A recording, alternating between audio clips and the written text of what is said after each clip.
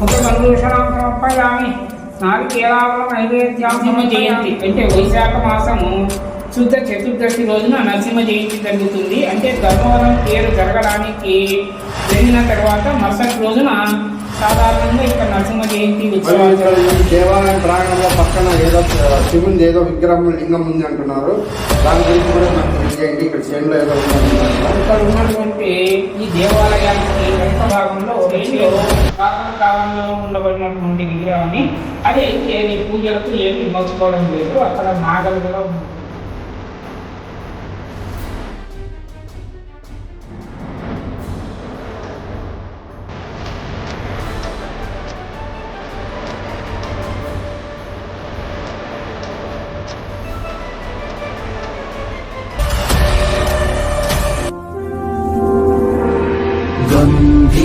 सिंहग्रावक्षेत्रावास जय सिंह दैत्यान्त विद्युद्घात वीक्षारोक्ष नरसिंह विस्तृत विस्फुट कर्कश चालित दीर्घहस्ता विश्वहिता शक्तियुता शङ्खधरा चक्रधरा ज्वालाकेसर सिंह शूरानकरण सिंह शाश्वत शांति संस्थापनार्थक रोगध्वंस विध्वंसकारक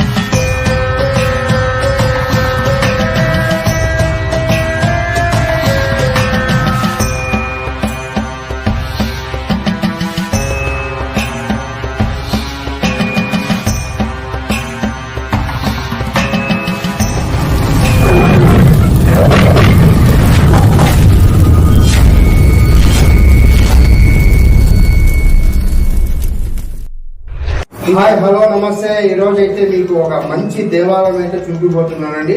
అది ఎక్కడా కాదు, శ్రీ సత్యసాయి జిల్లా. పూర్తి అడ్రస్ అయితే మళ్ళీ చెప్తాను, ఓకేనండి. ఇక్కడ అతి పురాతనమైన దేవాలయం శ్రీ మల్లేనిపల్లి శ్రీ లక్ష్మీ నరసింహస్వామి దేవాలయం అయితే ఈ రోజు ప్రజెంట్ ఉన్నామండి. ఈ దేవాలయంలో ఈ స్వామివారి విశేషమైన చరిత్ర, ఈ దేవాలయానికి ఉన్న ఏది పురాతనమైనవి ఈ శిల్పకళలు కానీ ఈ దేవాలయం నిర్మించడం కానీ పూర్తి చరిత్ర ఇక్కడ ఉన్న పూజారి గారిని కూడా తెలుసుకున్నాము. స్వామి నమస్తే. మీ పేరు స్వామి తెలియజేయండి. మాది పురాతనం నుంచి ఏమంటే ఇక్కడ 1954లో మా తండ్రి గారు ఇచ్చారు. ఆయన కాలంలో నుంచి ఇక్కడ మేము అంటే మా ఇంటి కుటుంబము పూజారులుగా ఇక్కడ సేవ చేసుకుంటున్నాము. మా తండ్రి గారు 2015లో పరోక్షరం చేశారు. ఆయన తర్వాత నేను 2015 నుంచి నరసింహస్వామి మహాలక్ష్మి సమేత శ్రీ లక్ష్మీ నరసింహస్వామి దేవాలయం ఇది. ఈ దేవాలయానికి చరిత్ర సంబంధించి శాసనం కూడా ఉంది. అయితే పూర్వకాలం నుంచి పెద్దలు చెప్తున్నటువంటి చరిత్ర ఎక్కువగా వ్యాప్తిలో ఉంది. ఆ చరిత్రని కొంచెం తెలియజేస్తాను. ఇక్కడ ఉన్నటువంటి ఈ దేవాలయ నిర్మాణానికి, ఈ ఆలయంలో ఉన్నటువంటి విగ్రహానికి సంబంధించి కొంత వివరాలు, అంటే నాకు తెలిసినటువంటి వివరాలని పెద్దలు తెలుసుకొని మీకు తెలియజేస్తున్నాను. ఏమిటప్ప ఈ యొక్క ఆలయం విశేషము అంటే 1172 ఆ సంవత్సర కాలంలో ధర్మవరం చెరువును నిర్మించినటువంటి ఆయన పసుపులేటి నాయుడు అనేటువంటి ఆయన. ఈ పసుపులేటి నాయుడు అనేటువంటి ఆయన ఉదయగిరికి సంబంధించి, నెల్లూరు జిల్లా ఉదయగిరికి సంబంధించినటువంటి పాలకుడు. ఆయన ఇక్కడ నుంచి ఈ మార్గం గుండా ఈ ధర్మవరం ఈ గ్రామానికి పక్కనే ఉన్నటువంటి అప్పట్లో అది బైపాస్ అన్నమాట. ఇక్కడనే దండు అంటే రాజుల యొక్క దండు కానీ ఏదైనా కానీ బైపాస్ లో ఏ విధంగా అయితే ఇప్పుడు వెళ్తున్నారో అలాగా ఈ విధంగా ఈ మార్గం గుండా రహదారి ప్రధానమైనటువంటి రహదారిగా ఉండేది ఆ కాలంలో.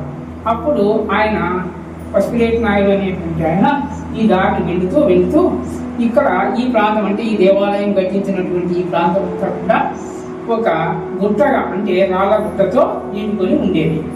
ఇక్కడ గ్రామం అనేటువంటిది ఏది కూడా లేదు.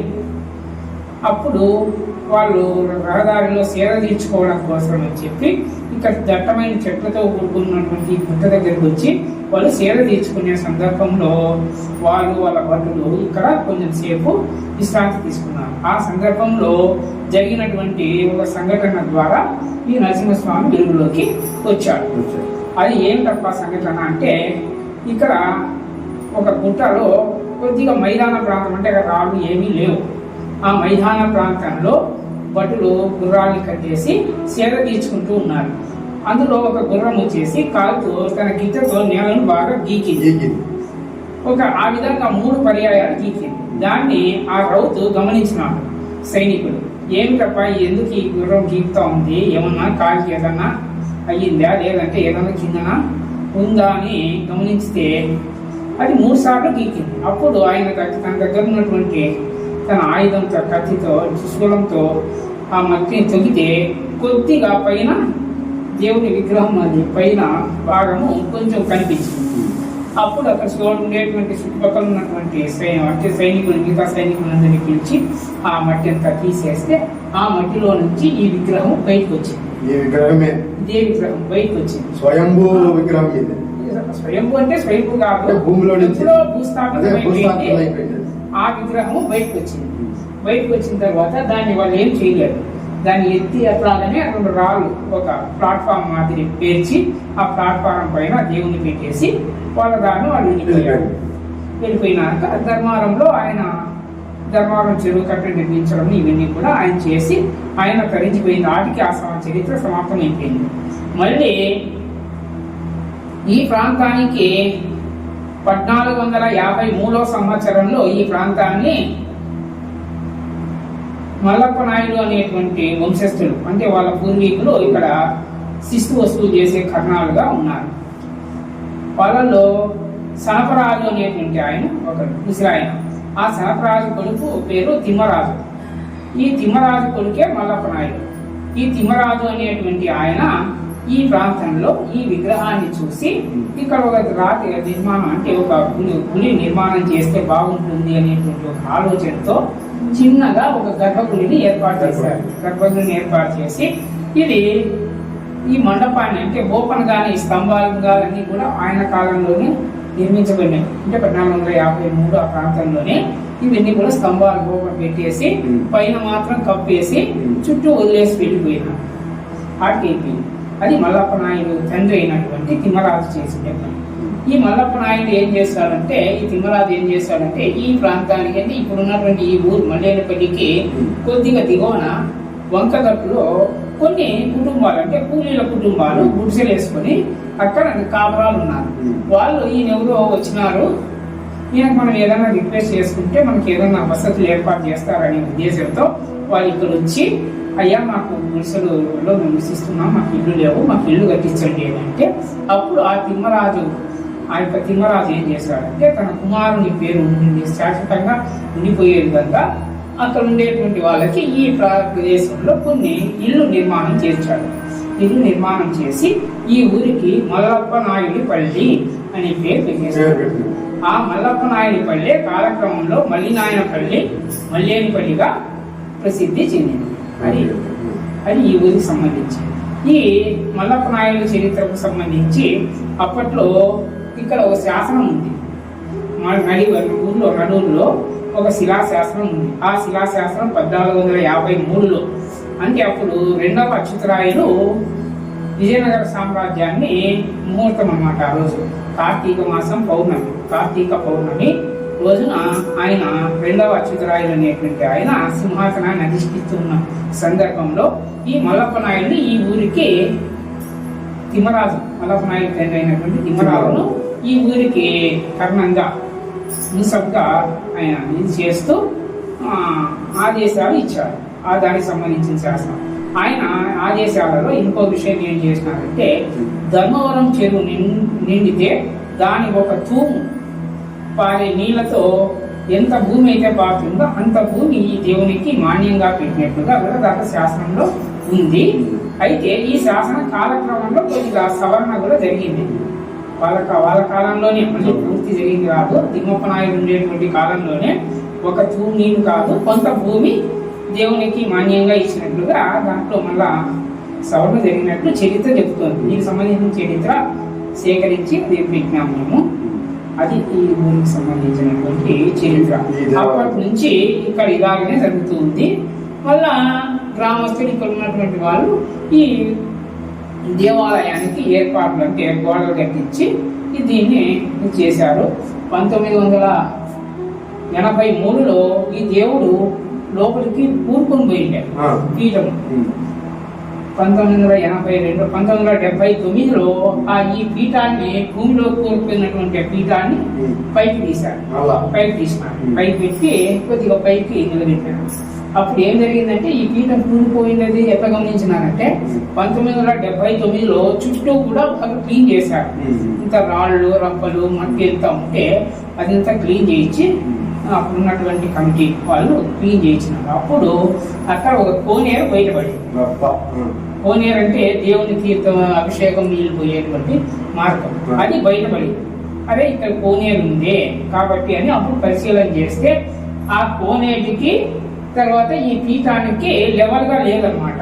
కోనేరు బండ పైన ఉంది, పీఠం కింద ఉంది. అప్పుడు ఆ విషయాన్ని గమనించినటువంటి పెద్దలు, గ్రామ పెద్దలు ఏం చేశారంటే, ఆ బండని పైకి హైట్ చేయాలా అనే ఉద్దేశంతో దాన్ని మీద కదిపి పైకి తీసుకొచ్చి పైకి పెట్టడం జరిగింది. ఆ విధంగా జరిగింది. అంతేకాకుండా ఈ పక్కన వెంకటరమణ స్వామి, శ్రీదేవి, భూదేవి ఉన్నారు. ఇది ఏ కాలంలో జరిగిందో ఏమో తెలియదు, కానీ అక్కడ ఉన్నటువంటి అమ్మవారు భిన్నమైపోయింది. ఒక అమ్మవారు పూర్తిగా లేకోకుండా తన మాయమైపోయింది. ఆ అమ్మవారిని ప్రతిష్ఠించాలి అనేటువంటి ఉద్దేశంతో 1983 మార్చిలో ఈ దేవాలయానికి పునఃప్రతిష్ఠ కూడా చేశారు. అప్పటి నుంచి ప్రతి శనివారం కూడా అభిషేకము, పూజలు నిర్వహించేటట్లుగా పెద్దలు ఏర్పాట్లు చేసినారు. ఇదైన తర్వాత 2022 సంవత్సరం 2002 సంవత్సరంలో ఇక్కడ ఉత్సవాలు అనేటువంటి ఉత్సవమూర్తులు లేరు. మా నాన్నగారు తర్వాత కొంతమంది గ్రామ పెద్దలు వాళ్ళ సహకారంతో మా నాయన చందాలు కలెక్ట్ చేసి ఉత్సవ విగ్రహాన్ని తీసుకొచ్చారు. ఉత్సవ విగ్రహాన్ని తీసుకొచ్చి 2002 సంవత్సరంలో మళ్ళీ ఉత్సవ విగ్రహాలకు ప్రాణ ప్రతిష్ఠ చేసి అప్పటి నుంచి ప్రతి నరసింహ జయంతికి ఉత్సవాన్ని చేసే విధంగా, నరసింహ జయంతి ఉత్సవం ఏర్పాటు చేసే విధంగా ఏర్పాట్లు జరిగినాయి. ఈ విధంగా జరిగిన తర్వాత 2016 సంవత్సరంలో ఏం జరిగింది అంటే, ఇక్కడ ఒక దొంగతనం జరిగింది ఈ దేవాలయం. వాకింగ్ పగలగొట్టేసి, బీగా పగలగొట్టేసి లోపలికి ప్రవేశించినారు. అయితే ఈ నరసింహస్వామి గుళ్ళే ప్రవేశించలేదు. ఆ పక్కన ఉన్నటువంటి వెంకటరమణ స్వామి గుళ్ళకి ప్రవేశించి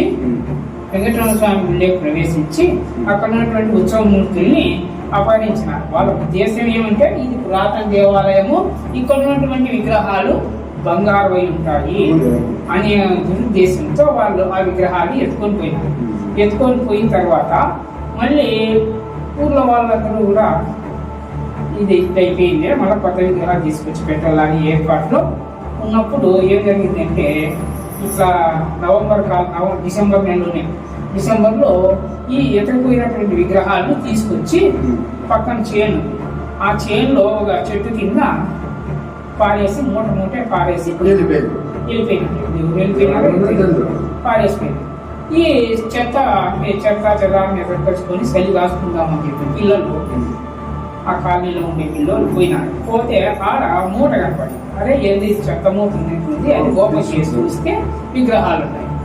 అప్పుడు ఆ పిల్లగాడు పరిగెత్తి వచ్చి ఊర్లో చెప్పినాడు, ఇట్లా మన దేవాలయంలో పోయినటువంటి విగ్రహాలు ఆ చెట్టు కింద వాడేసినారు అని అంటే, అప్పుడు ఆ విగ్రహాలు తీసుకొచ్చి మళ్ళీ వాటికి ప్రాణ ప్రతిష్ట తర్వాత సంప్రోషణ ఇవన్నీ కూడా 2018, 17, 18 సంవత్సరాల కాలంలో మళ్ళీ ప్రాణ ప్రతిష్ట చేయించారు. ప్రాణ ప్రతిష్ట అప్పటి నుంచి కూడా ఇది అప్పుడే ఈ బండలన్నీ కూడా గ్రానైట్ వేయించడము, దాటం పట్టుకొని ఇవన్నీ కూడా చేయడం జరిగింది. ఇది సంక్షిప్తంగా నాకు తెలిసినటువంటి సమాచారం దేవాలయానికి సంబంధించి చరిత్ర సమాచారం. ఏమన్నా రహస్యాలు కానీ ఈ దేవాలయం కానీ ఏమేమి ఉన్నాయా? ఇంకా ఏమీ లేవు. ఇది పూర్తి చరిత్ర అయితే. ఇది పూర్తి చరిత్ర నాకు తెలిసినంత వరకు. సరే అండి, చూస్తున్నారు కదా ఈ స్వామివారి పూజారి గారు ఈ దేవాలయంలో ఎప్పుడు ఉంటారండి. మీరు కూడా ఒక్కసారి ఈ దేవాలయానికి వచ్చి ఆ స్వామివారిని దర్శించుకోండి. అతి పురాతనమైన దేవాలయము ఇది. శ్రీకృష్ణ దేవరాయల కాలంలోనే ఇలాంటి దేవాలయాల నిర్మాణం జరిగిందని నేను తెలుసుకున్నాను, మీకు కూడా తెలియజేస్తున్నాను. ఇలాంటి దేవాలయాలు తప్పకుండా మీరు కూడా సందర్శించాలని నా మనవి. కూడా ఇంకా ఇంప్రూవ్మెంట్ కావాలని మరియు మీలాంటి వారు ఎవరైనా దాతలు కానీ ఏదైనా కానీ సహాయం చేయదలుచుకున్నా ఇక్కడ ఈ దేవాలయం ప్రాంగణంలో కమిటీ ఉంది. ఈ కమిటీ వారిని కూడా మీరు సంప్రదించవచ్చు. మరియు ఈ స్వామివారి పూజారి గారి నెంబర్ కూడా కింద డిస్క్రిప్షన్ లో ఇస్తాను. మరియు ఈ కమిటీ బృందాన్ని కూడా మీకు నెంబర్ డిస్క్రిప్షన్ లో ఇస్తాను. పూర్తి సమాచారం అయితే డిస్క్రిప్షన్ లో ఉంటుంది, చూసి మీరు ఇక్కడ. కానీ ఇది అభివృద్ధికి నోచుకోవడం లేదు కాబట్టి భక్తాదులు ఈ వీడియో చూసినటువంటి భక్తాదులు ఇక్కడికి వచ్చి దేవాలయాన్ని సందర్శించి ఈ యొక్క ఆలయానికి అభివృద్ధికి వాళ్ళ చేయూతను అందించాలని నేను కోరుకుంటున్నాను. ఇక్కడ పూజారిగా నేను కేవలం నాకు 3 ఎకరాలు చేను మాత్రం ఇచ్చారు. 1.5 ఎకరా మడి ఇచ్చారు. ఆ మడి కూడా చెరువు నీళ్ళతోనే పారేది. నేను సొంతంగా వ్యవసాయం చేసుకునేటువంటి పరిస్థితి ఏమీ లేదు. అంటే దాదాపు నాకు ఆదాయము శూన్యము. మా పురాతన తండ్రి గారి కాలం నుంచి చేస్తున్నాం కాబట్టి మేము వదిలిపెట్టుకోకుండా ఈ సేవను ఇలాగనే కొనసాగిస్తున్నాము. కమిటీ వాళ్ళు ఏదో చందాలు వసూలు చేసి ఈ దేవాలయాన్ని ముందుకు పూజలు నిరాటంకంగా కొనసాగించడానికి గ్రామస్తులు సహకారాన్ని అందిస్తున్నారు. కాబట్టి ఈ వీడియో చూసేటువంటి ఎవరైనా కూడా ఈ దేవాలయ పురోభివృద్ధికి పాటుపడాలని నేను కోరుకుంటున్నాను. అంతే. చూశారు కదండి, ఇలాంటి దేవాలయంలో పూజారి గారి ఆయన జీవనాధారం గురించి మొత్తం ఇన్ఫర్మేషన్ అయితే మీకు తెలియజేశారు.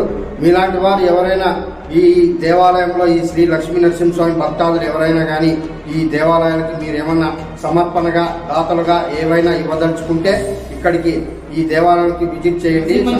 అంటే వైశాఖ మాసము శుద్ధ చతుర్దశి రోజున నరసింహ జయంతి జరుగుతుంది. అంటే ధర్మవరం పేరు జరగడానికి జరిగిన తర్వాత మరుసటి రోజున సాధారణంగా ఇక్కడ నరసింహ జయంతి ఉత్సవాలు జరుగుతాయి. ఆ రోజున ఇక్కడ రథోత్సవం కూడా జరుగుతుంది. ఈ రథోత్సవం గ్రామ ప్రజలు నిర్వహిస్తున్నారు. ఇక్కడ ఒక దాత కూడా ఇచ్చాడు ఈ రథాన్ని. ఈ మధ్యనే ఒక 3 సంవత్సరాలు అయింది. ఆ రథంలో దేవుణ్ణి నరసింహ జయంతి రోజున ఊరేగింపు పూజ కార్యక్రమాలు జరుగుతాయి. ఇక ఉగాది రోజున కూడా విశేషంగా పూజలు భక్తాదులు వస్తూ ఉంటారు. తర్వాత కార్తీక మాసం అంతా కూడా ఆ కార్తీక నెలలో కూడా ఆకు పూజలు ధర్మవరం నుంచి వచ్చేటువంటి భక్తాదులు గ్రామస్తులు కూడా ఆకు పూజలు మొదలైనటువంటి పూజా కార్యక్రమాలన్నీ కూడా ఇక్కడ నిర్వహించడం జరుగుతుందండి. ఇవి ఇక్కడ జరిగేటువంటి పూజా కార్యక్రమాలు. మరియు ఇక్కడ ఈ దేవాలయం ప్రాంగణంలో పక్కన ఏదో శివుని ఏదో విగ్రహం లింగం ఉంది అంటున్నారు. దాని గురించి కూడా మాకు తెలియజేయండి. ఇక్కడ చేనులో ఏదో ఉంది అంటున్నారు కదా. ఇక్కడ ఉన్నటువంటి ఈ దేవాలయానికి వెనక భాగంలో ఒక చేను ఉంది. ఆ చేనులో పురాతన కాలంలో ఉండబడినటువంటి విగ్రహమే అది. అయితే అది పూజలకు ఏమీ నోచుకోవడం లేదు. అక్కడ నాగలు కూడా ఉన్నాయి, నాగ దేవత విగ్రహాలు కూడా ఉన్నాయి. ఆ శివుని విగ్రహం కూడా అక్కడ ఏదో ఒక మామూలుగా శిథిలావస్థలో పూజలు గీజలు ఎటువంటివి ఏమీ లేవు. గ్రామంలో నడిబొడ్డులో ఆంజనేయ స్వామి ఉంది.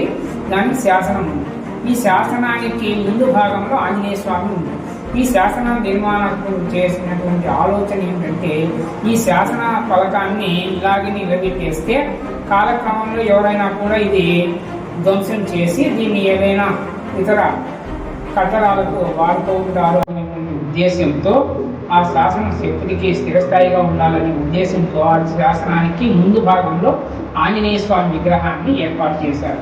ఎందుకంటే దేవుడు అనేటువంటి భక్తి భావంతో దాన్ని ఏమి చేయకుండా అలాగనే ఉంచుతారనే ఉద్దేశంతో వాళ్ళు ఆ విధంగా చేస్తుండొచ్చు. ఇప్పుడు కూడా ఆ ఆంజనేయ స్వామికి కూడా నేనే ప్రతి శనివారం అభిషేకాది పూజా కార్యక్రమాలు నేను నిర్వహిస్తూ ఉన్నాను. ఓకే అండి, ఇంకా అది కూడా చూసేద్దాం. శివలింగము అక్కడ శిథిలావస్థలో ఉన్న శివలింగము ప్లస్ ఈ స్వామివారు చెప్పినటువంటి ఆంజనేయ స్వామి దేవాలయం కూడా మీకు చూపిస్తున్నాండి. Let's go. పద.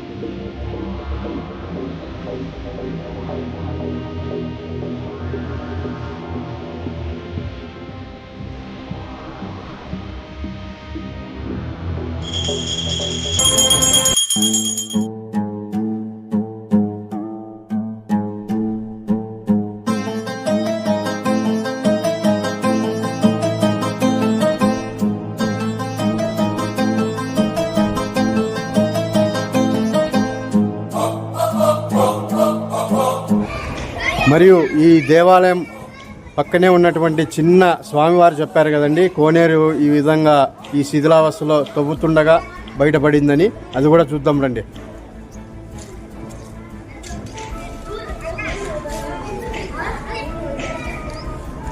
కోనేరు అంటే చాలా పెద్దది కాదండి, చిన్నదంట. బండ క్లోజింగ్లో ఉంది అది. ఇక్కడ తవ్వుతుంటే ఈ దేవాలయం ప్రాంగణంలో మట్టి ఇవన్నీ రాళ్ళన్నీ తవ్వుతూ ఉంటే ఇక్కడ ఇది కూడా బయటపడిందని పూజారి గారు తెలియజేస్తున్నారు. చూస్తున్నారు కదండి, అదో చూడండి. ఇక్కడ అక్కడ కనపడుతుంది చూడండి, చిన్న కాలువ మాదిరి ఉంది చూడండి. అది ఎక్కడ పోతాయి స్వామి నీళ్ళు?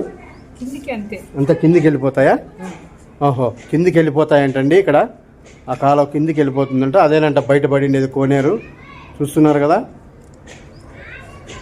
ఇది రథానికి సంబంధించినటువంటి ఇదే సమయది. రథం పెట్టేకి ఇదే షెడ్. ఇక్కడ రథం పెట్టుకోవడానికైతే షెడ్ నిర్మాణం చేశారు ఈ దేవాలయంలోనే. చూస్తున్నారు కదండి. ఇక్కడ శ్రీ లక్ష్మీ నరసింహస్వామి జయంతి కూడా జరుగుతుందని చెప్పారు. ప్రతి ఒక్కరూ ఈ దేవాలయాన్ని సందర్శించుకోండి.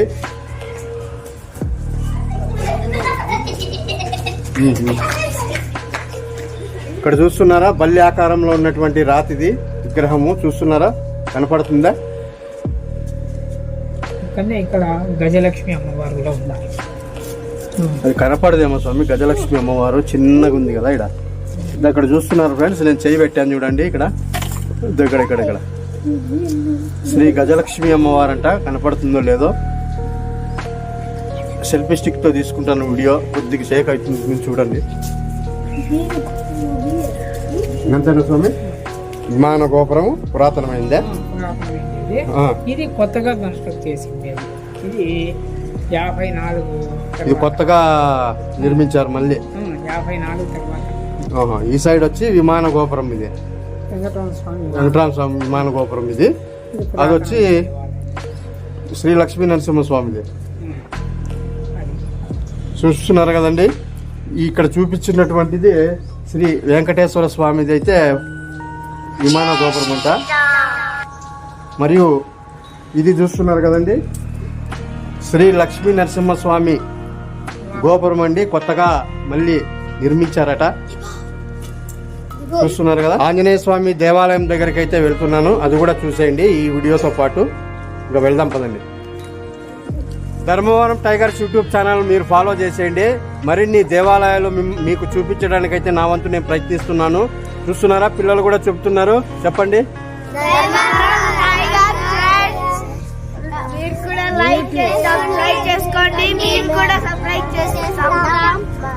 సబ్స్క్రైబ్ చేసుకోండి, మీరు కూడా చేసుకోండి, మేము కూడా చేసుకుంటామని చెప్పు. చేయి చూపిండి. Okay, bye bye. చూస్తున్నారు కదా ఫ్రెండ్స్, మల్లేనపల్లి శ్రీ లక్ష్మీ నరసింహస్వామి దేవాలయం నుంచి చూడండి స్ట్రైట్గా ఇలా వచ్చాను నేను. కనపడుతుంది కదండి. స్ట్రైట్గా ఇలా వస్తే ఇక్కడ శిలాపలకం ముందు చూడండి, ఆ దేవాలయానికి సంబంధించి. కనపడుతుందో లేదో తెలీదు. చూస్తున్నారా, ఇవన్నీ సంస్కృతంలో ఉంది, ఏ అక్షరం కూడా ఏంది కనపడదు. ఇదేనండి శిలాఫలకము. మరియు ఇక్కడ ఇంకొక శివలింగం అయితే ఉందంట, శిథిలావస్థలో ఉంది. శివలింగం అయితే శిథిలావస్థలో ఉందంట, పూజలు గీజలు ఏమీ జరగలేదంట. అది కూడా మీకు చూపిస్తాను, చూసేయండి. ఇంకా అక్కడికి వెళ్ళిపోదాం. చూడండి, శ్రీ లక్ష్మీ నరసింహస్వామి దేవాలయం దగ్గర నుంచి ఇక్కడ శిలాఫలకం ఉందని చెప్పారు. చూడండి, ఆంజనేయ స్వామి విగ్రహం వెనకాలే అక్కడ శాసనాలు అయితే ఉంది. దీంట్లో ఆ సంస్కృతంలో ఉంది, ఆ అక్షరాలు అయితే బీజాక్షరాలతో రాశారు, అది అర్థం కాదు. చూసినా కూడా మీకు కూడా చూపిస్తున్నాను. చూడండి, శ్రీ ఆంజనేయ స్వామి ఇదేనండి. ఇక్కడ గుడి ఏమీ లేదు, ఇక్కడ ఓపెన్ లోనే ఉంటుంది. చూస్తున్నారు కదా, శ్రీ ఆంజనేయ స్వామి ప్రసన్నం, తేదీ 1/10/2016లో ఈ కట్టని కట్టించిన దాతలు విల్లే కోతలయ్య గారి భార్య శ్రీమతి విల్లే నారమ్మ. ఈ విధంగా అయితే నిర్మించారు. చూస్తున్నారు కదా, ఈ దేవాలయం దీనికైతే పైకప్పు ఏం లేదంతా ఓపెన్ గా ఉంటుంది. స్వామివారు, ఆంజనేయ స్వామివారు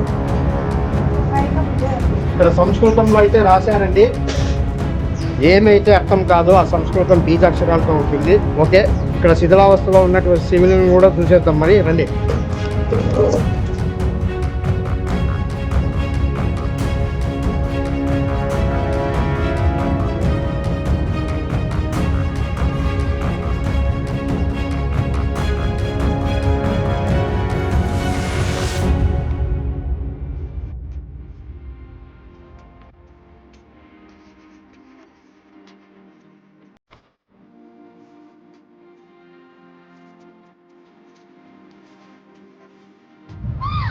మొత్తానికైతే శివలింగం దారిలో ఉన్నామండి. శిథిలమైపోయిన శివలింగం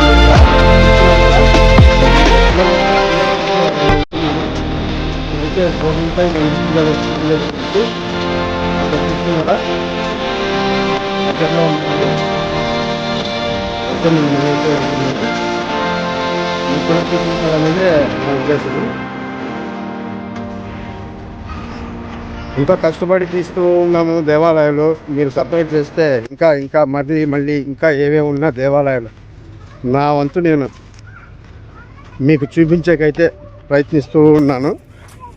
మీరు సపోర్ట్ చేయమంటే ఏదో సపోర్ట్ అనుకుంటున్నారు, ఏది లేదు. లైక్ చేయాలా, షేర్ చేయాలి, కామెంట్ చేయాలి, ఇంతే. కామెంట్ అంటే ఏందో కాదు, మీరు ఏదైనా ఒక వాక్యం బాగుంది, బాగా చేస్తున్నావు బాబు, చాలా వెరీ గుడ్ అని ఏదైనా కానీ మీ కాంప్లిమెంట్ నాకు ఇస్తే మెసేజ్ రూపంలో కామెంట్, నాకు కూడా ఫలాని వారు చూశారు అని అర్థమవుతుంది. ఇంతే. మీ సపోర్ట్ అంటే ఇంకా ఏదో కాదండి. ప్రతి ఒక్క వీడియోకి తెలియజేస్తూనే ఉన్నాను. చూస్తున్నారు కదా,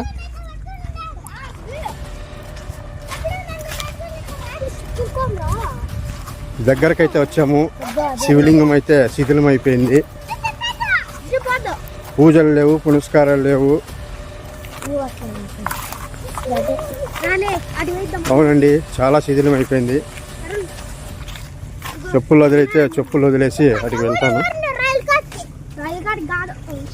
చూస్తున్నారా, ఇదేనండి. అదండి చూడండి, మొత్తానికైతే ఇటుకు వచ్చాను. శిథిలం అయిపోయింది. ఇక్కడైతే ఎందుకు వేశారో ఏమో నాకైతే తెలియదు. పిల్లలందరూ అక్కడికి ఎండ ఎక్కువ ఉందని చెట్టు నీడకైతే వెళ్తున్నారు. ఓకే అండి, ఇంకా దాని గురించి మాట్లాడదాం. చూడండి ఫ్రెండ్స్, ఎలా ఉందో శివలింగం అయితే ఇదే. శిథిలం అయిపోయింది, పూజలు లేవు, ఏమీ లేవు. బయట చేనులో ఈ విధంగా ఉంది.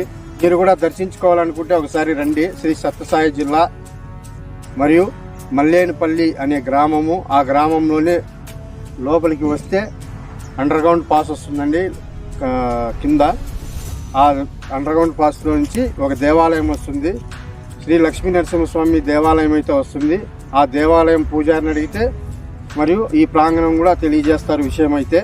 చూస్తున్నారు కదా, శివలింగము ఈడున్నదండి, ఈ రాతిలో ఉన్నది. చూపించట్లే, ఇక్కడైతే ఉన్నది. ఆ శివలింగం అనేది ఇక్కడ ఉంటే కడిగేస్తే ఇక్కడ నీళ్ళన్నీ ఇక్కడ పోతాయి. కానీ ఈ శివలింగం అనేది కిందికి రాయి అయితే కిందికి జరిగిపోయింది. శివలింగం బయటకు వచ్చేసింది. ఈ హోల్ ఉంది చూడండి, ఈడున్నది శివలింగము. ఇప్పుడైతే ఇది ఎనిక్కుంది, ఇదైతే ఖాళీ అయిపోయి ముందరికి జరిగిపోయింది. చూస్తున్నారు కదా, ఇక్కడైతే పూజలు లేవు, ఏం లేవు. మరియు ఇక్కడ నాగలు కూడా ఉన్నాయి, చూస్తున్నారా? అవి నాగలు ఉన్నాయండి. బండ రూపంలో నాగ సర్పాలవి శిల్పాలు అయితే ఉన్నాయి. మొత్తానికైతే వీడియో అంతా పూర్తిగా చూశారు కదండి. చూసింటే ఈ వీడియోకి మాత్రం లైకులు చాలా ఇవ్వండి. చాలా కష్టపడి వీడియోస్ చేస్తున్నాను మీకోసమే. మన రాయలసీమలో ఎక్కడ ఉన్నా కూడా దేవాలయాలు పురాతనమైనవి మీకు తెలిసినవి అయితే కామెంట్ చేయండి. మీ ఊరి చుట్టుపక్కల ప్రాంతాల్లో ఏవైనా ఉన్నా వింతల విశేషాలు ఏమన్నా కేవ్స్ ఉన్నా కూడా మాకు విషయం అయితే కామెంట్ రూపంలో తెలియజేయండి. మరియు ఇక్కడ చూస్తున్నారు కదా, ఈ దేవాలయం అయితే పెద్దమ్మ దేవాలయం వచ్చి చిన్న పెద్దమ్మ అంట. ఇది గుడి, చిన్న దేవాలయము. అక్కడ మన బ్యాక్ సైడ్ చూస్తే శ్రీ లక్ష్మీ నరసింహస్వామి దేవాలయం. ఇక పూర్తి సమాచారం అయితే చూసేశారు. మరిన్ని వీడియోస్తో మీ ముందు ఉంటానండి. ధర్మవరం టైగర్స్కి సపోర్ట్ చేస్తూ ఉండండి ఎల్లవేళలా. Thank you very much all of you. Next వీడియోలో కలుద్దాం. Bye bye, see you.